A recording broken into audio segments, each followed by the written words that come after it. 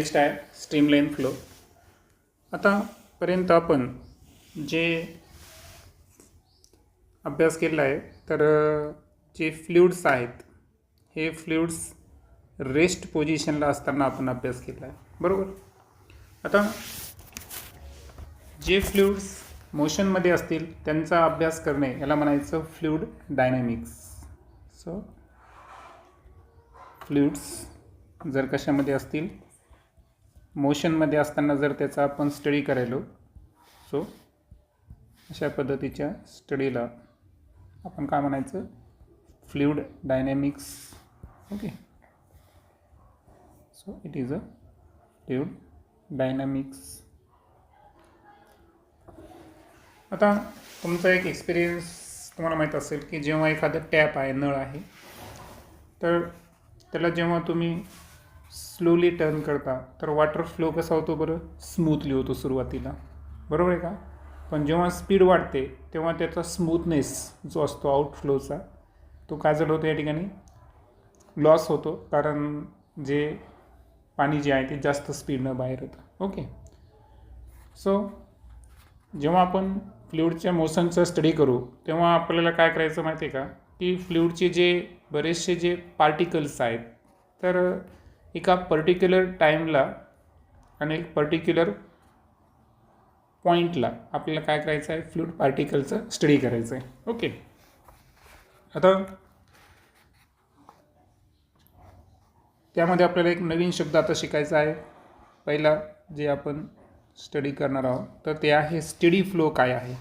Okay, so समजा मोशनच्या दरम्यान एक पॉईंट घेतला आपण आणि पॉईंट आहे समजा ए पॉईंट. ओके, आता इथं बरेचसे पार्टिकल या ठिकाणी काय व्हायले, फ्लो व्हायले. आणि फ्लो ऑफ फ्लुइडला स्टडी केव्हा म्हणता येईल की आता हे गिवन पॉईंट ए पॉईंट घेतला मी आणि जे व्हेलॉसिटी आहे प्रत्येक फ्लुइड पार्टिकलची या पॉईंटला असताना जर व्हेलॉसिटी कॉन्स्टंट असेल तर डेफिनेटली हा फ्लो कसा आहे, स्टेडी फ्लो आहे. ओके, सो ए पॉईंटला घ्या किंवा हे पार्टिकल बीला जर पोहोचले, बरोबर आहे का, तर बी पॉईंटला सुद्धा या सर्व फ्लुइड पार्टिकलची स्पीड कशी पाहिजे, सारखी पाहिजे. सो लक्षात आलं की स्टेडी फ्लो कशाला म्हणायचं, की कोणत्याही गिवन पॉईंटला जे फ्लुइड पार्टिकल्स पास व्हायले तर त्यांची जी व्हेलॉसिटी आहे ही व्हेलॉसिटी जर कॉन्स्टंट असेल तर डेफिनेटली तो फ्लो जो आहे तो स्टेडी फ्लो आहे. याचा अर्थ असा नाही की the velocity at different point in space is same. लक्षात घ्या, म्हणजे मला काय म्हणायचं, ए पॉईंटला असणाऱ्या सर्व पार्टिकलची व्हेलॉसिटी सारखी आहे, बी पॉईंटला असताना सर्व पार्टिकलची व्हेलॉसिटी सारखी आहे, पण असं नाही की एला जी स्पीड होती ती बी पोझिशनला असेल, बरोबर आहे का. So velocity at different point जी आहे ही सेम पाहिजे असं त्याचा अर्थ नाही. सो व्हेलॉसिटी जी आहे पार्टिकलची मोशनच्या दरम्यान ही पॉईंट टू पॉईंट काय होणार, या ठिकाणी चेंज होणार. जसं की या आकृतीमध्ये जर आपण पाहिलं तर पी पॉईंट असेल, आर पॉईंट आणि क्यू पॉईंट, तर पी पॉईंटला असणाऱ्या सर्व पार्टिकलची व्हेलॉसिटी आपल्याला सेम पाहिजे. असं नाही की पीला जी स्पीड आहे ती क्यूलाच असेल, कारण आपला एक्सपिरियन्स आहे की एखादं पाईप असेल तर पाईप जर नॅरो होत असेल तर स्पीड काय होते, इन्क्रीज, आणि पाईप जर ब्रॉड होत असेल तर स्पीड काय होते, डिक्रीज, बरोबर ना. तर त्याच आपल्याला माहीत आहे की जितका एरिया नॅरो होईल तितकी स्पीड इन्क्रीज होते. सो आपल्याला एक विशिष्ट पॉईंटला असताना फ्लुइड पार्टिकलच्या स्पीडचा विचार करायचा आहे. ओके, ती आपल्यासाठी सेम असणं महत्त्वाचं आहे. आता होतं काय या दरम्यान की एव्हरी पॉईंट आहे, समजा आता सपोज ए पॉईंट जो आहे ना, आता आपण मी पार्टिकल घेतो हां, समजा आता इथं मी घेतला पी आणि हा आहे, सॉरी सुरुवातीचा काय करतो, पी घेतो वाटल्यास, इथला पार्टिकल आहे पी आणि बॅक साईडने क्यू नावाचा पार्टिकल यायला. आता सुरुवातीला कोण होता, इथं पी होता. पी पार्टिकल जो आहे त्यानं ए पॉईंटला जसं बिहेव केलं ना तसंच बिहेव हा क्यू पॉईंट करेल किंवा तो जेव्हा ए पॉईंटला येईल तेव्हा, म्हणजे एका विशिष्ट स्थानावर गेल्यावर फ्लुइड पार्टिकल जे आहे ते सारखे गुणधर्म शो करेल या ठिकाणी, बरोबर. सो सेकंडवाला जो क्यू होता त्यांना एक्झॅक्ट बिहेवियर कोणासारखं काढलं, पी पार्टिकल्ससारखं. केव्हा, जेव्हा पी पुढं गेला आणि क्यूनं पीची जागा घेतली तेव्हा. ओके. सो याचा अर्थ काय झाला की ओव्हरऑल स्टडी फ्लोमध्ये जे पार्टिकल्स आहेत तर ते स्वतःचं पाथ जे आहे ते क्रॉस करणार नाही. आता पी कंटिन्युअसली पुढं राहील, क्यू त्याच्या बॅक साईडलाच असणार. क्यू हा पीला ओव्हरटेक करणार आहे का, नाही. तर हे वैशिष्ट्य कोणाचं आहे, स्टडी फ्लोचं आहे. आता जो पाथ या ठिकाणी फ्लुइड पार्टिकल स्टडी फ्लोच्या दरम्यान फॉलो करतात तर त्या पाथला म्हणायचं स्ट्रीमलाईन, जी की आपली कन्सेप्ट आहे, बरोबर. सो जे स्ट्रीमलाईन आहे तर हे ॲक्च्युअल काय आहे, तर स्ट्रीमलाईन जो आहे तो असा पाथ आहे की जो कोणाकडून अचीव केला जाईल, बाय अ फ्लुइड पार्टिकल. ओके. आणि स्टडी फ्लोच्या दरम्यान पार्टिकल जे मार्ग या ठिकाणी फॉलो करतात त्याला काय म्हणायचं, स्ट्रीमलाईन म्हणायचं.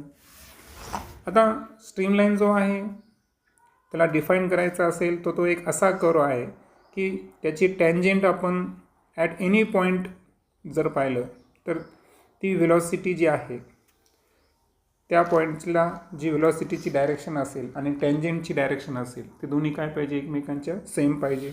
जसं की वरती जर पाहिलं आपण, ओके, आपण काय केलं की हा एक स्ट्रीमलाईन कर्व आहे, या कर्वला आपण टँजेंट काढल्या, ही पी काढली, क्यू काढली, ओके, वरती काढल्या.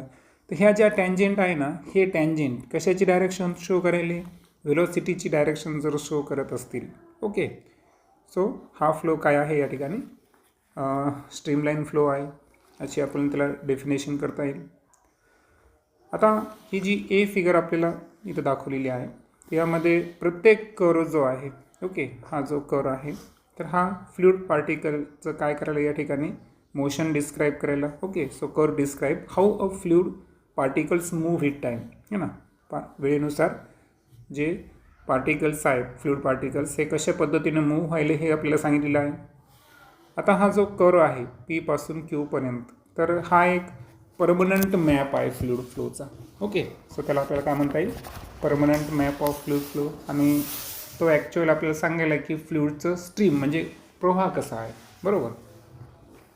आणि सांगितल्याप्रमाणे की आता हा एक स्ट्रीम झाला आणि no two streams can cross each other, बरोबर आहे का, ते एकमेकांना क्रॉस करणार आहे का, नाही. आणि जर ते करत असतील तर तो फ्लो स्टडी नसतो, हे ते लक्षात ठेवायचं. सो स्टडी फ्लोमध्ये लक्षात ठेवायचं की जो मॅप ऑफ फ्लो आहे ना, जसं की हा एक आपण मॅप काढला आणि फ्लुइडचा जो फ्लो होण्याचा जो मॅप असेल हा या ठिकाणी काय होणार, चेंज होणार नाही. सो आपण त्याला म्हणू it is a stationary in time. Okay. So it is a stationary in time म्हणजे वेळेनुसार हा जो फ्लो आहे हा कसा पाहिजे आपल्याला, स्टेशनरी पाहिजे. त्याचा मॅप जो असेल फ्लोचा तो कसा पाहिजे आपल्याला, स्टेशनरी पाहिजे. आता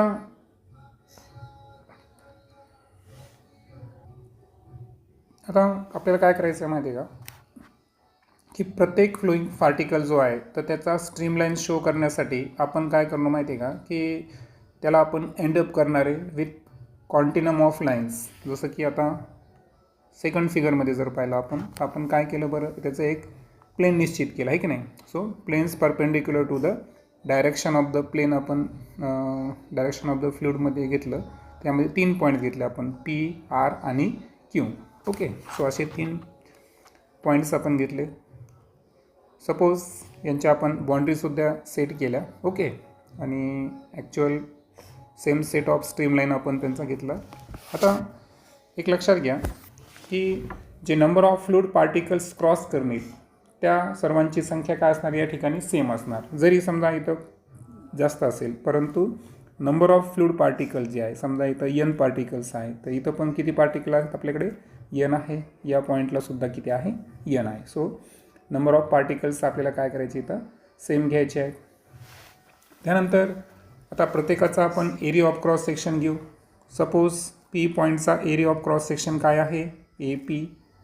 आर पॉईंटचा area of cross section A R आणि क्यू पॉईंटचा एरिया ऑफ क्रॉस सेक्शन काय आहे, ए क्यू. ओके. सो असे आपण 3 एरिया ऑफ क्रॉस सेक्शन घेतले. त्यानंतर आता आपल्याला फ्लुइड पार्टिकलची जी स्पीड आहे, आपण पाहिलं की एका पॉईंटला असताना सर्वांची स्पीड कशी असते, सारखी असते, बरोबर. तर आपण डेफिनेशनमध्ये पाहिलं पी पॉईंटला असताना व्हेलॉसिटी जी आहे ती व्ही पी, आरला असताना व्ही आर आणि क्यूला असताना व्ही क्यू. ओके, अशा आपण स्पीड घेतल्या. आता यामध्ये आपल्याला काय करायचं आहे की मास ऑफ फ्लुइड कॅल्क्युलेट करायचं आहे. सो आपल्याला कॅल्क्युलेट करायचं आहे मास ऑफ फ्लुइड. आता सुरुवातीला मी कोणत्या पॉईंटचा घेणार, पी पॉईंट संदर्भात घेणार. Okay. So mass of fluid at point P, समजा ते आहे डेल्टा एम पी, बरोबर. आता मासचा जो फॉर्म्युला आपण घेणार या ठिकाणी. ओके. सो आपल्याला माहीत आहे की मास हे काय आहे, व्हॉल्यूम इंटू डेन्सिटी असतं, बरोबर. So it is a volume into density. So काय करतो मी, डेन्सिटी इंटू व्हॉल्यूम घेतो. आता एक लक्षात घ्या की हा व्ही मी जे घेतला व्हॉल्यूम आहे. आता आपल्याकडं व्हॉल्यूम जे आहे तो व्हॉल्यूमचा फॉर्म्युला काय असतो, area into distance. Okay. So area into distance आपल्याकडे फॉर्म्युला असतो.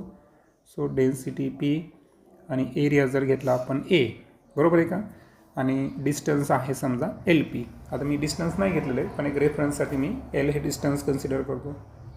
परंतु आता डिस्टन्स जे आहे ते व्हेलोसिटी इंटू टाईम आहे, आणि मी तुम्हाला सांगितलं की फ्लोईंग टाईम जो टाईम इंटरवल घेतला आपण तो कोणता घेतला, डेल्टा टी. हा आपला जर टाईम इंटरवल असेल, ओके, स्मॉल इंटरवल घेतला आपण डेल्टा टी. सो अशा वेळेस काय होईल की distance is equal to velocity into time, आणि त्यावरून जे फॉर्म्युला तयार होईल ते असेल डेन्सिटी इंटू एरिया इंटू लेंथसाठी किंवा डिस्टन्ससाठी व्हेलोसिटी इंटू टाईम. तर हा झाला फॉर्म्युला डेल्टा एम पीचा, बरोबर. आता हे जे मास ऑफ फ्लुइड आहे तर आपण कोणत्या पॉईंटचा काढला, पी पॉईंटचा काढला. सेम पद्धतीनं जर आपण आर पॉईंटला काढला तर तो कसा असेल, प्रत्येक ठिकाणी काय असणार आपल्याकडं, व्ही आर टी, बरोबर. सेम पद्धतीनं आपण क्यू पॉईंटला जर काढला, सो तिथली डेन्सिटी, त्यानंतर तिथलाच एरिया, त्या पॉईंटची व्हेलोसिटी इंटू टाईम इंटरवल. आता होतं काय की मास ऑफ लिक्विड जो आहे फ्लोईंग आउट जो व्हायला, तर प्रत्येक पॉईंटला ऑल केसेसमध्ये हे मास कसं असणार या ठिकाणी, सेम असणार. Okay. So masses of liquid flowing out हे कसे आहेत, इक्वल्स आहेत. म्हणजे याचा अर्थ या तिन्ही इक्वेशनमधील लेफ्ट हँड साईड कशी आहे, सारखी आहे. सो राईट हँड साईड कशा असणार, सारख्याच असणार. आणि सो राईट हँड साईडमध्ये आपण लिहू शकतो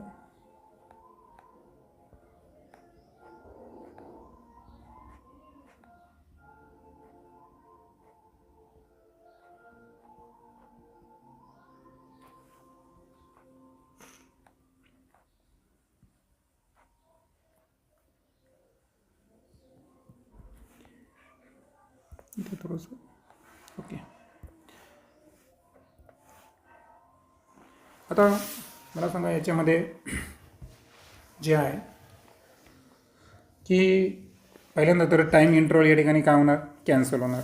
ओके, यात तर विषयच नाही, टाईम इंटरवल प्रत्येक केसमध्ये कॅन्सल होणार. आता हे जे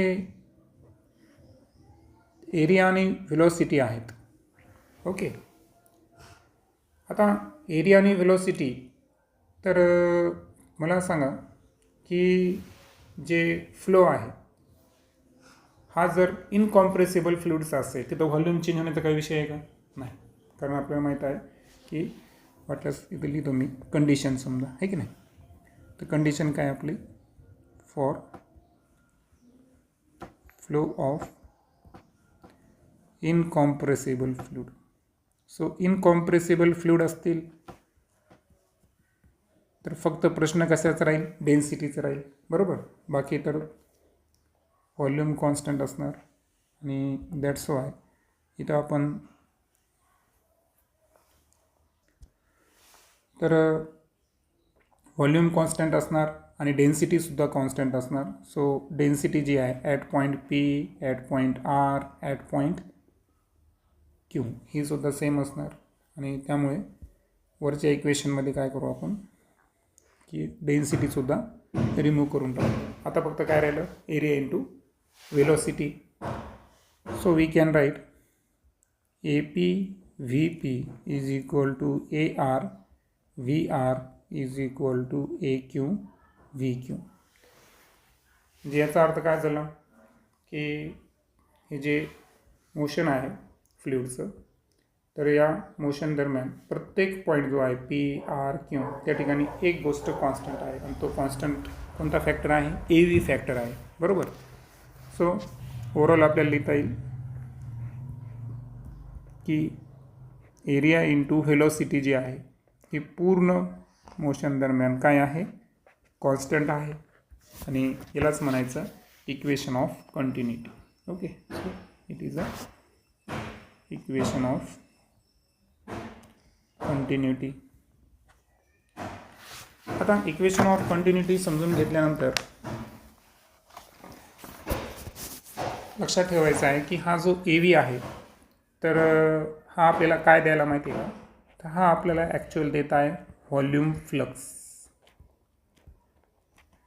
किंवा त्याला आपण म्हणू फ्लो रेट. ओके, की कोणत्या रेटनं फ्लुइड फ्लो व्हायला, बरोबर. आणि ए व्ही जो आहे तो फ्लो ऑफ म्हणजे पूर्ण पाईपमध्ये एंट्री झाल्यापासून तर बाहेरपर्यंत पूर्ण मोशनच्या दरम्यान तो कसा असणार, या ठिकाणी ए व्ही कॉन्स्टंट असणार. आणि आपल्याला माहीत आहे की जिथं पोर्शन नॅरो असणार है ना, तर at narrower portion where the stream lines are closely space है ना, अतिशय एकमेकांच्या जवळ असतात, तर अशा वेळेस व्हेलोसिटी काय असणार, इन्क्रीज असणार. सो लक्षात ठेवायचं, तुमच्या पण आपला डेली एक्सपिरियन्स आहे जिथं पाईप नॅरो होणार, बरोबर आहे का, म्हणजे एरिया रिड्यूस, बरोबर का. आता हे रिलेशनशिप बघावं लागेल ना आपल्या, area into velocity is equal to constant. याचा अर्थ आपल्याला असं लिहिता येईल की A is inversely proportional to V, म्हणजे एरिया व्हेलोसिटीचे काय झाली या ठिकाणी इन्व्हर्सली प्रोपोर्शनल झाली. म्हणजे नॅरोवरमध्ये एरिया जो आहे हा कसा असणार, लेस असणार, आणि व्हेलोसिटी जी आहे ती कशी असणार, मॅक्स असणार, म्हणजे मॅक्झिमम असणार. जर ब्रॉडर पोर्शन असेल पाईपचा तर अशा वेळेस एरिया कसा झाला या ठिकाणी, लार्ज झाला, आणि व्हेलोसिटी कशी होईल या ठिकाणी, स्मॉल होईल, बरोबर. सो आपल्याला असं म्हणता येईल की आता आपल्या आकृतीमध्ये जर पाहिलं आपण तर आरचा काय बरं एरिया जास्त आहे, बरोबर ना. सो आर जे पॉईंट आहे त्याचा एरिया जास्त आहे, म्हणजे इथं व्हेलोसिटी कशी असणार, कमी असणार. सो लक्षात घ्या सांगितल्याप्रमाणे की area at point R is greater than area at point Q and therefore velocity at point R is less than velocity at Q. Okay, मग आता फ्लुइड जो आहे ना तर हा जेव्हा R कडून Q पर्यंत गेला, ओके, तर R कडून Q कडे जाताना एरिया कमी होत गेला, याचा अर्थ व्हेलोसिटी इन्क्रीज होत गेली, म्हणजे याचा अर्थ फ्लुइड हे ॲक्सिलरेट होत गेलं है ना. जसं ब्रॉडरकडून नॅरोकडे जाऊ आपण, तो फ्लुइड काय होतो, ॲक्सिलरेट होतो, व्हेलोसिटी इन्क्रीज होते, आणि त्याच्यामुळे जो प्रेशर आहे हॉरिझॉन्टल पाईपमधला फ्लुइडचा तो या ठिकाणी चेंज होतो. आता एक लक्षात ठेवायचं आहे की हे जे आपण स्टेडी फ्लोबद्दल बोललो स्ट्रीमलाईन फ्लोमध्ये, तर स्टेडी फ्लो जो आहे ना, तर ह्याला अचीव करण्यासाठी सर्वात महत्त्वाचं आहे की फ्लो स्पीड जी आहे ती कशी पाहिजे, लो पाहिजे. ओके, सो स्टेडी फ्लो जर पाहिजे असेल तर जी स्पीड आहे, ओके, सो जी फ्लुइडची फ्लो स्पीड आहे ही फ्लुइडची फ्लो स्पीड ही कमी असेल तरच आहे. कारण स्टेडी फ्लो जो आहे ना तर हा लॉस केव्हा होतो, जर आपण लिमिटिंग व्हॅल्यूच्या बियॉन्ड गेलो, बरोबर आहे का. म्हणजे एका मर्यादेपर्यंतच जे फ्लो आहे तो काय असतो, स्ट्रीमलाईन असतो. त्याच्या पलीकडे जर गेलो आपण, ओके, सो आपण काय क्रॉस केलं, लिमिट क्रॉस केली, त्या लिमिटला काय म्हणू आपण, लिमिटिंग व्हॅल्यू है ना. लिमिटिंग व्हॅल्यू जी आहे स्ट्रीमलाईनची आपण क्रॉस केली. ओके, सो जो स्टेडी फ्लो होता तर याची लिमिटिंग व्हॅल्यू आपण जेव्हा क्रॉस करतो ना तेव्हा अशा वेळेस जी स्पीड येते ना तर त्या स्पीडला म्हणायचं क्रिटिकल स्पीड. आणि या क्रिटिकल स्पीडमुळं जो स्टेडीनेस आहे ना, स्टेडीनेस हा लॉस होतो आणि जो फ्लो आहे हा काय बनतो या ठिकाणी, टर्ब्युलंट. ओके, आणि आपल्याला माहीत आहे की जेव्हा एखादा पाण्याचा प्रवाह एखाद्या रॉक्स म्हणजे खडकाला धडकतो तर अशा वेळेस पाण्याचं काय तयार होतो ना ते, बरोबर आहे का, ते आपलं एक प्रकारचं फेस म्हणून आहे की नाही, फोमी व्हर्लपूल म्हणतात त्याला, आहे की नाही. तर त्याला आपण व्हाईट वॉटर रॅपिड्स म्हणतो, आहे की नाही. पाहिलंच ना, पाणी जेव्हा खडकाला धडकतं तेव्हा पांढऱ्या रंगाचं दिसतं ते थोडंसं, ठीक नाही. तर स्मॉल फोमी जे व्हर्लपूल तयार झालं रिजन, तर त्याला आपण व्हाईट वॉटर रॅपिड्स म्हणायचं, त्यांचं फॉर्मेशन होतं. कारण अडथळा आल्यामुळं काय झालं की स्ट्रीमलाईन फ्लोचं रूपांतर कशामध्ये झालं, टर्ब्युलंटमध्ये झालं. आता आपल्याकडे या आकृतीमध्ये आपण काळजीपूर्वक पाहिलं तर आपल्याला लक्षात येईल की जी फिगर फर्स्टवाली फिगर आहे त्याला आपण ए फिगर म्हणू. तर हा लॅमिनार फ्लो दाखवलेला आहे आपल्याला, बरोबर. आणि या ठिकाणी जर पाहिलं आपण तर velocity at different points in the fluid may have different magnitude, म्हणजे वेगळ्या पॉईंटला व्हेलॉसिटी वेगळी असू शकते, मात्र जी डायरेक्शन आहे ती कशी आहे, पॅरलल आहे. सो डिफरंट पॉईंटला डिफरंट व्हेलॉसिटी असतानासुद्धा सेम पॉईंटला सेम व्हेलॉसिटी आहे आणि सर्वांची डायरेक्शनसुद्धा सेम आहे. दॅट्स वाय हे आहे laminar flow, steady flow. Second फिगरमध्ये जर आपण पाहिलं तर हा यामध्ये जर पाहिलं आपण तर काय झालं बरं की एक फ्लॅट प्लेट आहे ना इथं. तर ही फ्लॅट प्लेट काय झालं माहिती आहे का की जो एअर जे आहे, जेट ऑफ एअर है ना, सो ही काय व्हायली, फ्लॅट प्लेटला या ठिकाणी काय व्हायली, या ठिकाणी हिट करायली, जी की त्याच्या मार्गामध्ये त्याच्या व्हेलॉसिटीच्या डायरेक्शनमध्ये परपेंडिक्युलर होती. मग परपेंडिक्युलर झाल्यामुळं काय होतं की या ठिकाणी जेव्हा ती त्याला स्ट्राईक करते तर तेव्हा जो जेट ऑफ एअर आहे त्यानं काय केलं, या ठिकाणी इथपर्यंत कसा होता, तो स्टिडी होता. इथून अडथळा आल्यामुळे जसं रॉक्सचं एक्झाम्पल पाहिलं होतं तसं या पोझिशनमध्ये त्याचं रूपांतर कशामध्ये झालं, टर्ब्युलंट फ्लोमध्ये झालेलं आहे. ओके, नेक्स्ट आहे बर्नौलीज प्रिन्सिपल. आता एक लक्षात घ्या की फ्लुइड जो फ्लो होतो तो एक कॉम्प्लेक्स फिनॉमिना आहे. आतापर्यंत आपण डिस्कशन जे आहे तर हे स्टेडी फ्लोचं पाहिलं, बरोबर आहे का. तर स्ट्रीमलाईन फ्लो म्हणू आपण. आणि आता आपण बर्नौलीज प्रिन्सिपल बघत असताना फ्लुइडच्या डिफरंट प्रॉपर्टीजचा आपण विचार करणार आहे. आता पहा, आपण कन्सिडर करू की जे फ्लुइड आहे, okay, so this is a fluid. आणि फ्लुइड जो आहे हा अशा पाईपमधून मूव्ह होत आहे की व्हेरिंग क्रॉस सेक्शनल एरिया, म्हणजे जर तुम्ही पाहिलं तर क्रॉस सेक्शनल एरिया प्रत्येक ठिकाणी सारखा आहे का, व्हेरिंग म्हणजे डिफरंट टाईपचा क्रॉस सेक्शनल एरिया असणाऱ्या पाईपमधून फ्लुइडचा फ्लो व्हायला.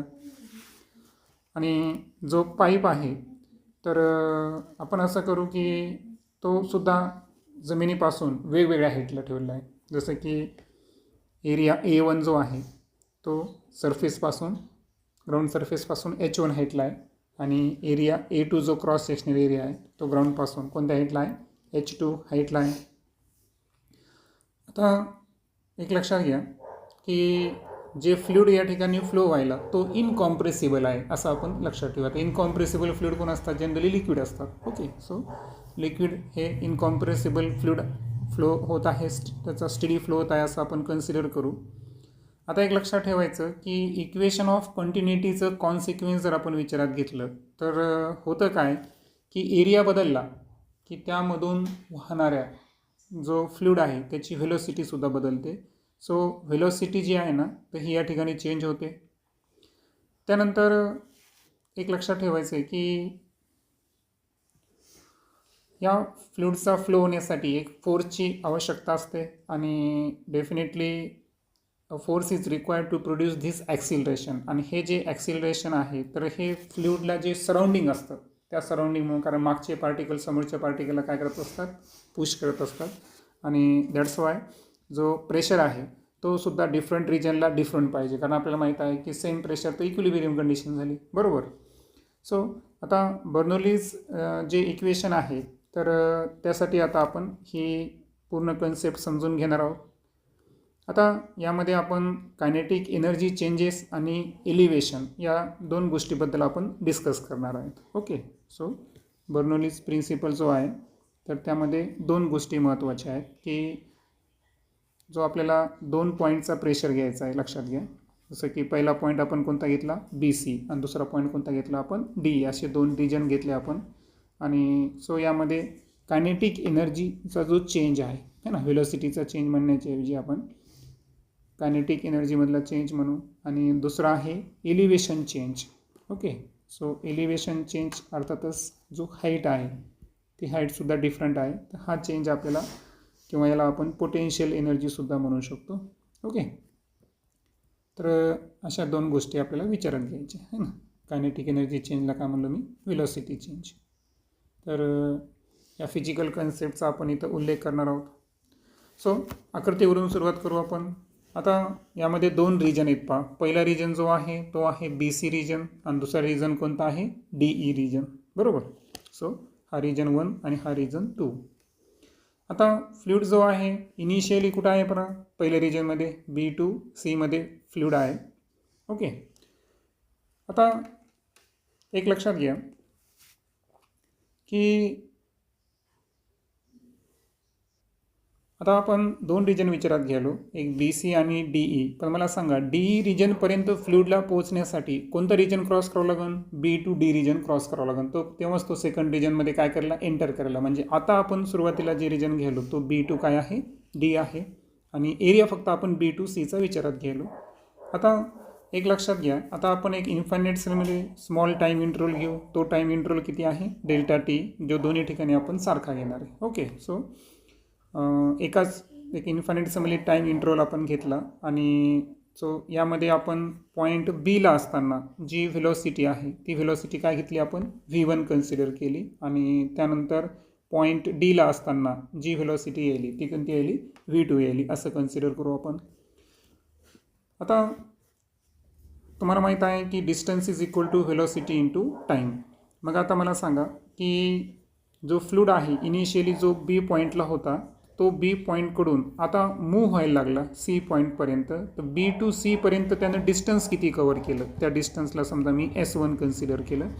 तर व्हेलॉसिटी इंटू टाईमनुसार V1 इंटू Δt हे डिस्टन्स त्या ठिकाणी ट्रॅव्हल होऊन, बरोबर. त्यानंतर आता इथं BCचा जो एरिया ऑफ क्रॉस सेक्शन आहे तो आपण घेतलेला आहे A1. सेम पद्धतीनं D पासून E पर्यंत जे फ्लुइडचं डिस्प्लेसमेंट व्हायलं तर ते डिस्प्लेसमेंट आहे S2 आणि त्यामध्ये व्हेलॉसिटी इंटू टाईम इंटरवल है ना. तर हे जे डिस्टन्स आहे तुम्हाला डायरेक्ट सुरुवातीचं डिस्टन्स V1 Δt आणि नंतरचं V2 Δt असं दाखवलेलं आहे. ओके. आता राहिला प्रश्न प्रेशरचा. तर इथं स्पष्ट दिलेलं आहे की सुरुवातीला प्रेशर कोणता आहे P1 आणि नंतरचा प्रेशर कोणता आहे P2. आणि रिजन सुरुवातीचा A1 नंतरचा रिजन A2. ओके. आता वर्क डन जर अशा केसमध्ये आपल्याला काढायचा आहे. ओके. आता एक शब्द लक्षात घ्या, work done on the fluid आणि बाय द फ्लुइड हे दोन गोष्टी महत्त्वाच्या असतात. So work done on the फ्लुइडचा विचार करू आपण. Okay. So work done on the फ्लुइडचा जेव्हा आपण विचार करायलो तर अशा केसमध्ये सपोज जो लेफ्ट एंड आहे आपला है ना, तर लेफ्ट एंड कोणता आहे आपला, ॲट BC एंड है ना. ॲट BC जर आपण W1 वर्क डन जर काढला तर वर्क डनचा फॉर्म्युला आहे फोर्स इंटू डिस्प्लेसमेंट, बरोबर. So F into S1. Okay. असं कन्सिडर करू आपण. F1 फोर्स घेतो मी, इथे फिगरमध्ये नाही आहे परंतु जुने फॉर्म्युले मी इथं ॲप्लिकेबल करतो. आता फोर्सचा फॉर्म्युला जो आहे प्रेशर इंटू एरिया आहे. So P1 A1. S1ची व्हॅल्यू आपल्याकडे आहे, काय आहे, V1 डेल्टा टी. त्यानंतर तुम्हाला माहीत आहे की एरिया इंटू डिस्प्लेसमेंट म्हणजे काय असतं, व्हॉल्यूम असतं. दॅट्स वाय आपण इथं काय लिहू शकतो, P1 into delta V, change in volume इथं मी घेतो. ओके.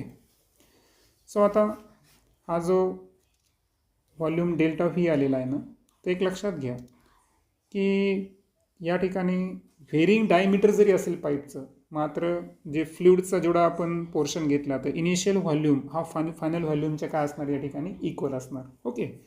सो आता जसं फॉर्म्युला आपला W1चा काय आला, P1 डेल्टा V, तर सेम पद्धतीनं जो W2 जर घेतला आपण तर W2 मध्ये काय होईल बरं, प्रेशर असेल P2 A2, डिस्प्लेसमेंट आहे V2 डेल्टा T, आणि यावरून W2चा फॉर्म्युला काय असेल, P2 डेल्टा V.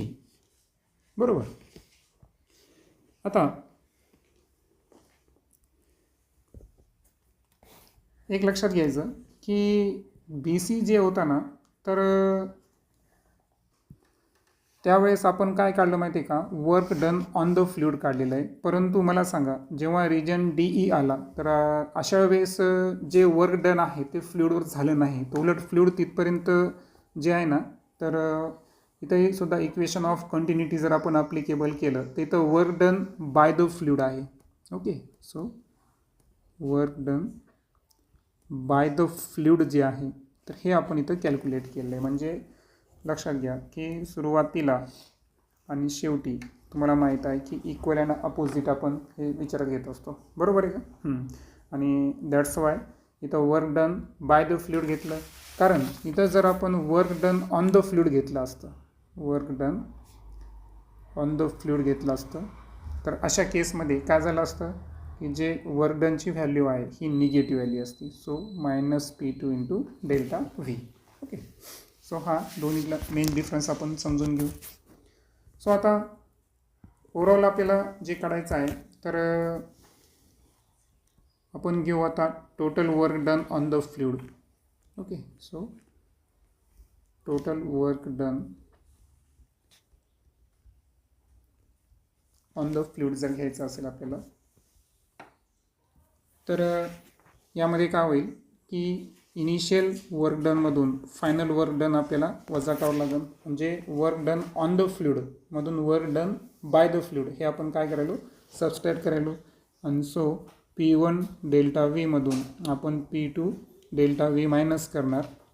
कॉमन जर डेल्टा V काढला तर P1 minus P2 into delta V हा काय झाला या ठिकाणी total work done on the fluid. कारण मी तुम्हाला सांगितलं होतं की इथं बाय द फ्लुइड असल्यामुळे आपण तिथं काय करायलो, टोटल घेताना ते वर्क डन आपण काय केलं, इथं मायनस केलेलं आहे. आता हे झाल्यानंतर आता जेव्हा की आपण पाहिलं की टोटल वर्क डन करताना या ठिकाणी आपल्याला निगेटिव्ह चिन्ह दिसतात, म्हणजे याचा अर्थ काही पार्ट जो आहे तो एनर्जीचा काय होणार आहे, या ठिकाणी कुठंतरी खर्च होणार आहे. सो लक्षात ठेवायचं की हे जे वर्क डन आहे ना, तर याच्यातला काही पार्ट जो आहे, okay, so part of this work goes into, काही पार्ट जो आहे, so part of work done, तर हा कशामध्ये खर्च होणार आहे माहिती आहे का, changing the kinetic energy of the fluid. Okay. फ्लुइडची कायनेटिक एनर्जी चेंज होण्यामध्ये काही पार्ट जो आहे वर्कचा हा काय होणार आहे या ठिकाणी यूज होणार आहे. Okay. So we can say goes into. त्यानंतर काही पार्ट जो आहे वर्क डनचा, तर हा सुद्धा कशामध्ये खर्च होणार आहे, changing the gravitational potential energy. Okay. So changing the gravitational potential energy.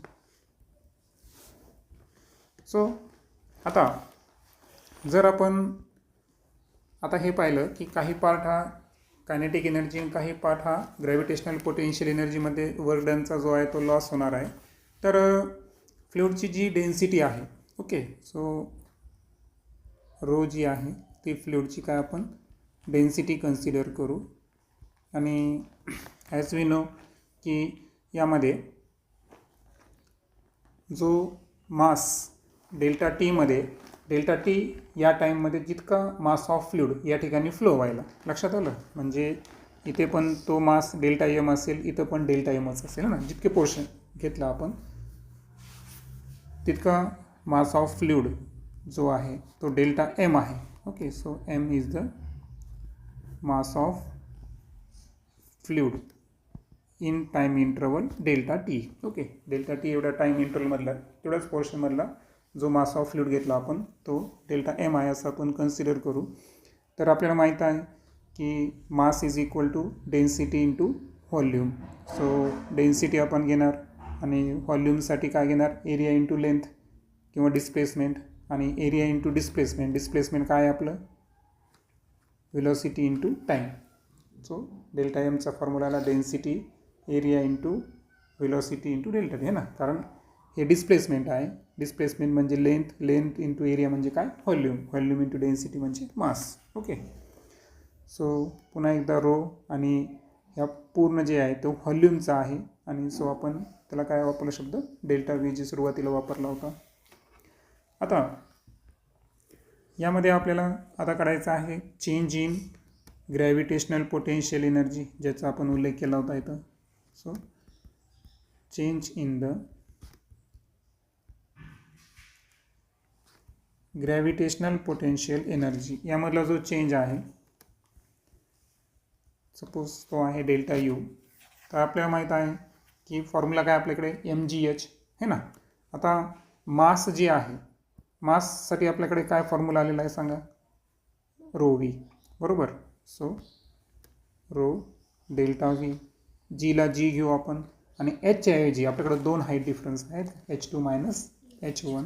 So H2 minus H1 हा आपण change in gravitational potential energy म्हणजे फायनलमधून इनिशियल काय केलं आपण मायनस केलं, बरोबर.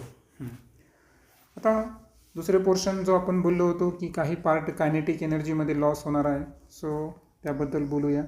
So change in kinetic energy, तर वरचा जो पोर्शन कायनेटिक एनर्जीमध्ये चेंज होणार आहे. So delta K is equal to, आता आपल्याला माहीत आहे की half M V square formula असतो, बरोबर आहे. सो हाफ एम व्ही, परंतु एमच्या ऐवजी आपण आत्ताच फॉर्म्युला पाहिला की त्याच्याऐवजी काय घेता येतं आपल्याला, रो डेल्टा व्ही घेता येतो. Okay, so half M V square मी घेत नाही. तर फायनल जो असेल, फायनल काय आहे हाफ एमच्या ऐवजी घेतलो मी रो डेल्टा व्ही, बरोबर. हे झाला मास, बरोबर आहे ना. आणि व्हेलॉसिटी कोणती आहे फायनलची V2 स्क्वेअर. तसंच initial kinetic energy mass into velocity square, half into mass, मासच्या ऐवजी delta V, velocity V1 square. So हे लक्षात घ्या, हे व्ही व्ही वेगळा आहे. ओके, सो आता याच्यामध्ये कॉमन काय निघेल, half rho change in volume आणि कंसामध्ये V2 square minus V1 square, हा व्हेलॉसिटीचा स्क्वेअर येईल. आता वर्क एनर्जी थेरम काय सांगतो, जे आपण मागच्या चॅप्टरमध्ये लर्न केलेलं आहे की work done is always store in the form of change in kinetic energy असेल, पोटेन्शियल एनर्जी असेल, बरोबर आहे का. आता आपल्याला दोन एनर्जी चेंज झाल्या, म्हणजे याचा अर्थ काय झाला की जे आपण वर्क डन पाहिलं होतं, लक्षात घ्या. आता आपण मेन पॉईंटला आलो की W1 मायनस W2 हा जो वर्क डन पाहिला होता आपण इक्वेशन नंबर 1मध्ये, तर हा कोणाच्या इक्वल असेल, चेंज इन एनर्जी. मग आपल्याकडे दोन प्रकारची एनर्जी आहे. एक एनर्जी होती आपल्याकडे gravitational energy change equation number 2नुसार, आणि दुसरा आहे कायनेटिक एनर्जी चेंज, ते इक्वेशन नंबर 3नुसार. म्हणजे याचा अर्थ इक्वेशन नंबर 1ची जी राईट हँड साईड आहे तर ती काय आहे, इक्वेशन नंबर 2 आणि 3च्या राईट हँड साईडच्या ॲडिशनच्या इक्वल असणार. कारण टोटल वर्क डन हे टोटल एनर्जीच्या ॲडिशन असेल ना. दोन्ही एनर्जीचं आपण काय करणार या ठिकाणी चेंज करणार, कारण इथं हे जे काढलेलं आहे आपण डिफरन्स हे टोटल वर्क डन आहे. टोटल वर्क डनमध्ये दोन्ही एनर्जीमधलं काय येणार या ठिकाणी चेंज येणार. आणि सो लेफ्ट हँड साईडला काय आपल्याकडे P1 मायनस P2 ब्रॅकेटच्या बाहेर डेल्टा व्ही है ना. आता आपल्याला काय करायचं आहे, डेल्टा यू वाटल्यास एक काम करू, सर्वात महत्त्वाचं इथं एक ॲडिशनल ॲड करतो म्हणजे तुमच्या लक्षात येईल की W1 minus W2 is equal to delta U plus delta K. आता व्हॅल्यू टाकायला हरकत नाही, हे की नाही. सो डेल्टा केची जी व्हॅल्यू आहे ना ती वाटल्यास मी अगोदर टाकतो. आपल्या इक्वेशनला पुढं कामी येणार ती. डेल्टा केची अगोदर व्हॅल्यू टाकतो, half rho delta V2 square minus V1 square plus त्याची व्हॅल्यू काय आहे, row delta VG H2 minus H1. आता तुम्हाला माहीत आहे की डेल्टा V तिन्ही राशीमध्ये आहे. सो चेंज इन व्हॉल्यूम जो आहे तो इथं काय होणार, या ठिकाणी कॅन्सल होणार. आणि सो आपल्याकडे जे शिल्लक राहील P1 minus P2 is equal to half rho V2 square minus V1 square plus rho G H2 minus H1. Okay, एवढं शिल्लक राहिलं. आता आपल्याला काय करायचं आहे की P1 मायनस P2 हे जे आहे तर हा ॲक्च्युअल काय आहे, चेंज इन प्रेशर आहे. ओके, सो आता आपल्याला काय करायचं माहिती आहे का की कंसातल्या ज्या राशी आहेत त्यांना आपण मल्टिप्लाय करून घेऊ. सो मल्टिप्लाय केल्यावर काय होईल बघा, half rho V2 square minus half rho V1 square plus rho G H2 rho G H1. Clear. आता यामध्ये आपण काय करू आता की जे 1 वाले ते पुन्हा लेफ्टला घेऊ, कारण ही व्हॅल्यू कोणाची आलेली आपल्याकडं, P1 मायनस P2ची आलेली. तर 1 वाल्या सगळ्या लेफ्टला घेऊ. सो लेफ्टला घेतल्यानंतर काय होणार बघा, आता पहा लेफ्टला अगोदर P1 ठेवला आपण, हा मायनसवाला इकडे आल्यावर काय होणार, प्लस हा सुद्धा प्लस मायनसवाला काय होणार प्लस, बरोबर. त्यानंतर हा मायनस P2 राईट हँड साईडला काय होणार प्लस, आणि उरलेले दोन तर ऑलरेडी प्लसच आहे, त्याच्यामुळं half rho V2 square plus rho G H2. Okay, आता एक लक्षात घ्या की काय झालं बरं की लेफ्ट हँड साईडच्या राशी या पूर्ण राईट हँड साईडच्या राशीच्या काय आलं बरं, इक्वल आलं. म्हणजे याचा अर्थ काय झाला की याच्यामधले जर आपण मेन पॉईंट घेतले, समजा आता मेन पॉईंट म्हणजे 1 आणि 2 न घेता जर आपण पूर्ण फॅक्टर जर याच्यामध्ये घेतले, समजा आता पहा, म्हणजे आपल्याला असं म्हणता येईल की सम ऑफ कोणाचं सम घ्यायलो आपण, प्रेशर, बरोबर आहे का. त्यानंतर हे जे half rho V plus row GH हे सर्वच्या सर्व काय आहेत, कॉन्स्टंट आहे. लक्षात आलं का. म्हणजे मी ते 1 आणि 2 घेतलंच नाही, कारण आपण मागे एक इक्वेशन पाहिलं होतं ते AV is equal to constant, आहे की नाही. A1 V1 is equal to काय आला होता आपला, A2 V2 आला होता, बरोबर आहे ना. आणि त्यावरून आपण काय लिहिलं, लेफ्ट आणि राईटला जर सारखं असेल तर आपण काय लिहिलं होतं की AV काय असतो या ठिकाणी, कॉन्स्टंट असतो, बरोबर आहे का. मग सेम पद्धतीनं काय झालं, इकडे लेफ्ट हँड साईडला आणि राईट हँड साईडला जे आलं तर त्यावरून आपण निष्कर्ष काढला की या 3 राशी एकमेकांच्या काय आहे, कॉन्स्टंटमध्ये आहे. मग प्रश्न असा आहे की या 3 राशी काय काय आहेत ते आपल्याला माहीत पाहिजे. आता एक लक्षात घ्या, ही जी राशी तयार झालेली आहे डेन्सिटी इंटू व्हॉल्यूम, पहिलं तर P माहिती आहे तुम्हाला, P काय आहे, प्रेशर. ओके, आता ही जी रोही तयार झालेली आहे ना, तर ही राशी आपण कायनेटिक एनर्जीहून तयार केली आहे, हे लक्षात घ्या. आता इथं स्क्वेअर राहिल्यानं घ्यायचं. सो आता ही कायनेटिक एनर्जीमध्ये आहेत, पण इथं काय झालं बरं, फक्त मासच्या ऐवजी काय आलं बरं, डेन्सिटी आलं. आता लक्षात घ्या, याच्यात थोडंसं ट्विस्ट मी तुमच्या लक्षात आणून देतो. पहा आता या मी हाफला हाफ लिहितो, डेन्सिटीची व्हॅल्यू काय लिहू मी, डेन्सिटीची value mass upon volume. So पहा डेन्सिटीची व्हॅल्यू लिहितो मी मास अपॉन व्हॉल्यूम आणि इंटू V स्क्वेअर. तर इज इक्वल टू या फॉर्म्युला मी असं लिहू शकतो का, half MV square upon capital V. म्हणजे याचा अर्थ ती व्हॅल्यू काय झाली बरं, हाफ MV स्क्वेअर काय आहे, कायनेटिक एनर्जी, आणि व्हॉल्यूम छेदामध्ये आला म्हणजे इथं काय लिहिलं म्हणे, पर युनिट व्हॉल्यूम. तर हे झालं kinetic energy per unit volume, या राशीला तुम्ही इथून पुढं म्हणायचं. त्यानंतर हा जो रो GH आहे ना, यालासुद्धा आपण काय करू, थोडं स्टडी करू याचं. की डेन्सिटी इज इक्वल टू काय आहे, मास अपॉन व्हॉल्यूम आहे ना. पुढचं GH ॲज इट इज, म्हणजे ही जी राशी आहे तर या राशीला काय म्हणता येईल बरं आपल्याला.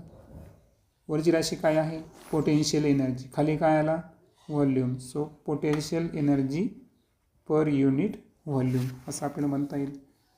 सो बर्नौलीज प्रिन्सिपल काय सांगतो, बर्नौलीज प्रिन्सिपल सांगतो की summation of pressure, kinetic energy per unit volume and potential energy per unit volume is always constant.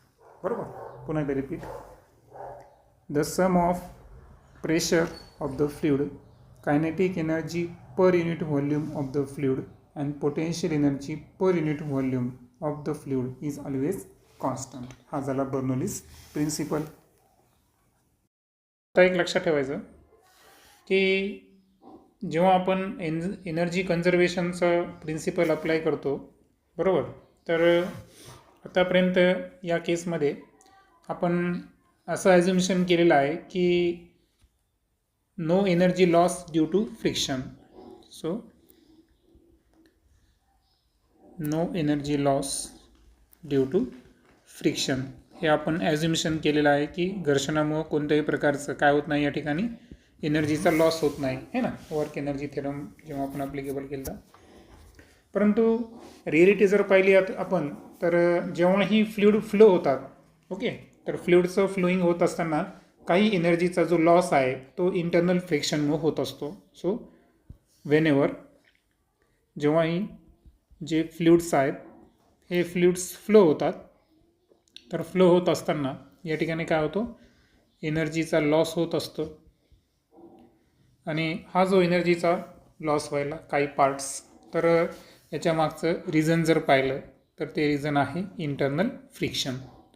So internal फ्रिक्शनमुळे काही प्रमाणात एनर्जीचा लॉस होतो. आता याच्यामुळं काय होतं, एक फॅक्ट या ठिकाणी लक्षात येते आपल्या की जेव्हाही फ्लुइड फ्लो होतात तर ज्या फ्लुइडच्या डिफरंट लेयर्स आहेत तर हे फ्लो होत असताना त्यांची व्हेलॉसिटी ही डिफरंट असते. सो फ्लुइड फ्लो होत असताना फ्लुइडच्या डिफरंट लेयर्स असतात, वेगवेगळ्या लेयर्स असतात. आणि या लेयरचं एक वैशिष्ट्य म्हणजे की या लेयरची जी व्हेलॉसिटी असते, ओके, सो डिफरंट व्हेलॉसिटीनं डिफरंट लेयर्स या फ्लो होत असतात.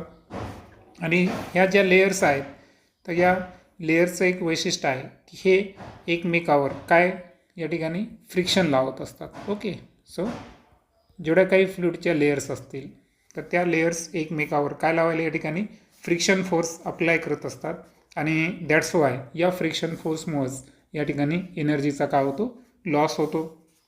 आता ही जी प्रॉपर्टी आपण डिस्कस केली आत्ता की जे फ्लुइडचं फ्लोईंग होत असताना डिफरंट लेयर्स एकमेकावर या ठिकाणी फ्रिक्शन क्रिएट करतात, त्यांची व्हेलॉसिटी डिफरंट असल्यामुळं.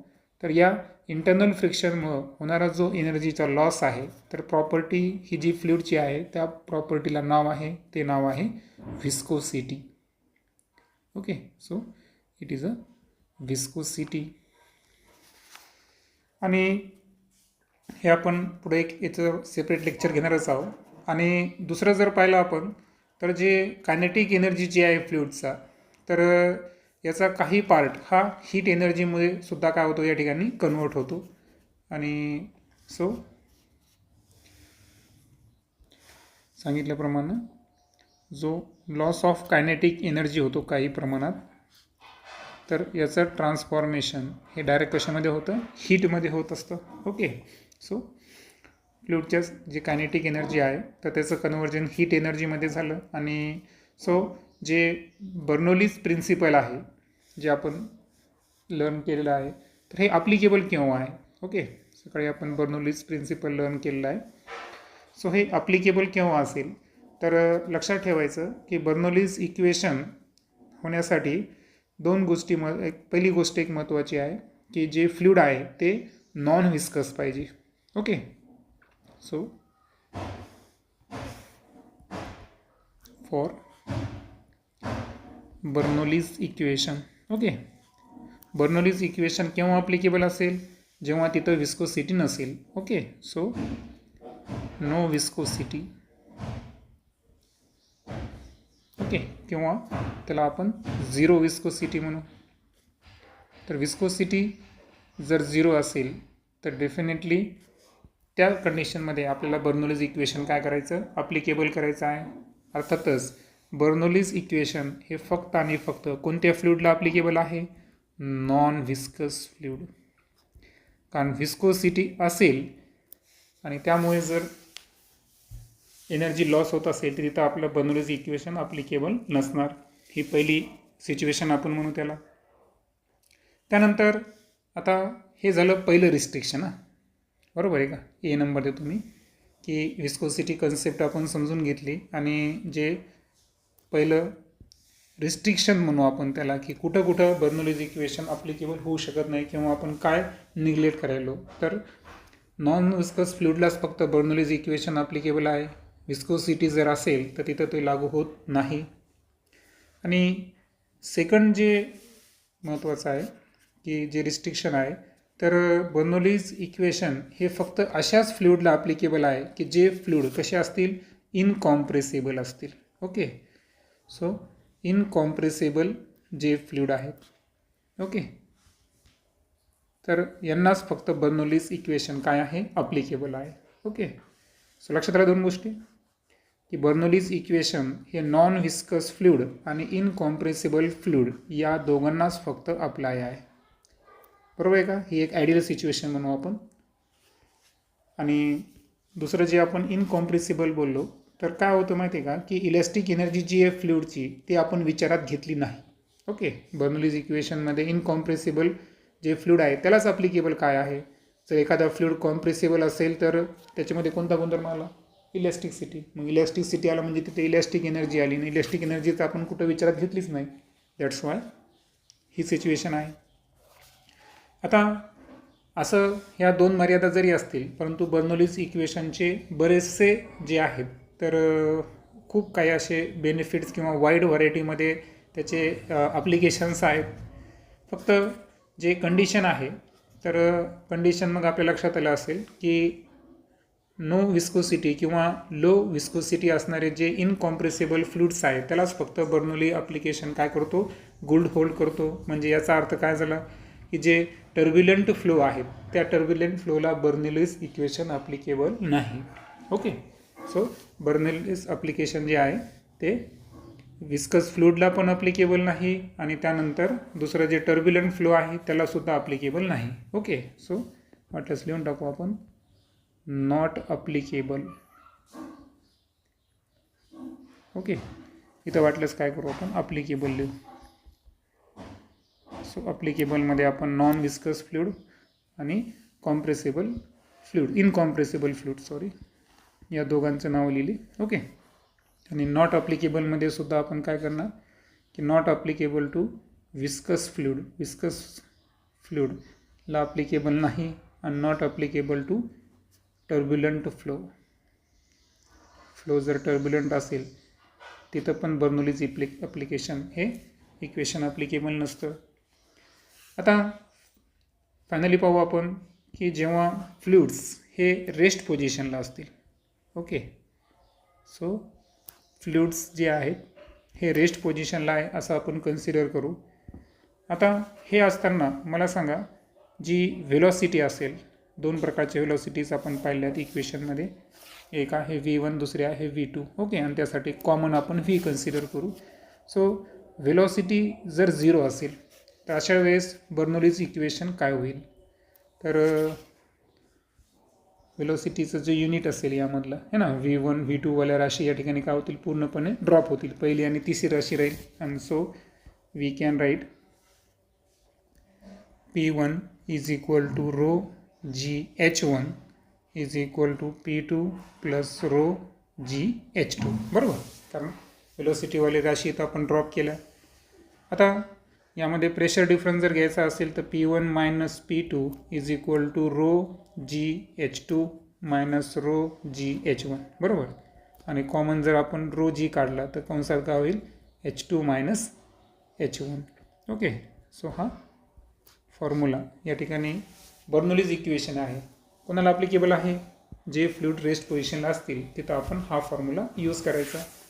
आता तुम्हाला आठवत असेल आपण जेव्हा गेज प्रेशरचा फॉर्म्युला पाहिला होता है ना, फ्लुइड रेस्टमध्ये असताना, तेव्हासुद्धा हाच फॉर्म्युला होता त्या ठिकाणी. म्हणजे याचा अर्थ बर्नौलीज इक्वेशन हे ॲटोमॅटिक गेज प्रेशरच्या फॉर्म्युल्यामध्ये कन्वर्ट होतं जर फ्लुइड हे कोणत्या कंडिशनला असतील, फ्लुइड कंडिशनला जर असतील तर. नेक्स्ट लेक्चरमध्ये आपण स्पीड ऑफ इफ्लक्स आणि त्या संदर्भात टोरिसेली लॉस या संदर्भात डिस्कस करू.